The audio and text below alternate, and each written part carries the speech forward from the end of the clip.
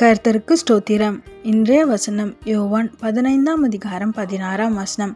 நீங்கள் என்னை தெரிந்து கொள்ளவில்லை, நான் உங்களை தெரிந்து கொண்டேன்.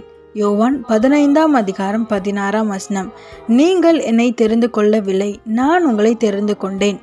இன்னைக்கு ஏசப்பா உங்ககிட்ட சொல்கிற ஒரு வார்த்தை என்ன அப்படின்னா, நீங்கள் அவரை தேடி போல அவர் உங்களை தேடி வந்திருக்கேன்னு சொல்கிறார். ஆமேன். உங்களை தேர்ந்தெடுத்திருக்காராம். ஆமேன். உங்கள் குடும்பத்தில் அவ்வளோ பேர் இருந்தும் ஏசப்பா உங்களை தேர்ந்தெடுத்திருக்கிறார். விசுவாசிக்கிறீங்களா? நீங்கள் ஒரே ஒரு ஆள் என்ன பண்ணுவேன்னு நினைக்கிறீங்களா? ஏசப்பா இன்னைக்கு சொல்கிறாரு, நான் உன் கூட இருக்கேன், நான் உன்னை தேர்ந்தெடுத்தேன், உன்னை கொண்டு பெரிய காரியங்களை செய்ய போகிறேன். ஏசப்பா சொல்கிறார். விசுவாசிக்கிறீங்களா? பயப்படாதீங்க, கலங்காதீங்க. ஒரே ஒரு மோசே தான். மோசையோடு கூட இருந்து கர்த்தர் பெரிய காரியங்களை செய்தார். யோவான் ஒரே ஒருத்தர் தான், அவரோடு இருந்து பெரிய காரியங்களை செய்தார்.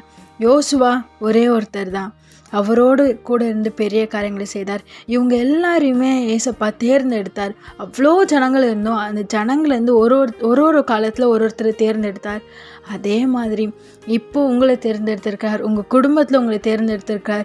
உங்களை கொண்டு பெரிய காரியங்களை செய்ய போகிறார். செங்கடலை 2 பிரிக்க போகிறார், மதில்களை உடைக்க போகிறார், தடைகளை நிர்மூலமாக்க போகிறார்.